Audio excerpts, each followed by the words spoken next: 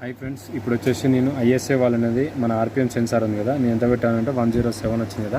ఇక్కడ చూడండి, ఇక్కడ నుంచి ఇప్పుడు నేను రిమూవ్ కొట్టగానే ఆటోమేటిక్ అనేది 60కి పడిపోతుంది చూడండి. ఓకేనా, 60 వచ్చింది చూసారా కదా. ఇలా అంటే మన ఆర్పిఎం సెన్సార్ అనేది అడ్జస్ట్మెంట్ చేస్తాం కదా, మనకి ఏంటంటే ఏ స్టెప్లో మనం కరెక్ట్ ఎగ్జాక్ట్లీ పెట్టామో లేదో తెలుసుకోవడానికి ఇలా ఉంటుందన్నమాట. ఇప్పుడు వచ్చేసి మళ్ళీ ఒకసారి మీకు కన్ఫర్మ్ కోసం మళ్ళీ ఒకసారి చెక్ చేస్తారండి. 60 స్టెప్స్ నుంచి జరిగేది అనమాట.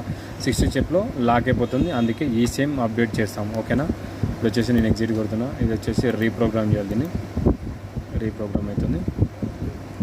ఇది వచ్చేసి ఏ వర్షన్ నుంచి ఏ వర్షన్ చేంజ్ అవుతుందని మీకు చూపెడతాను.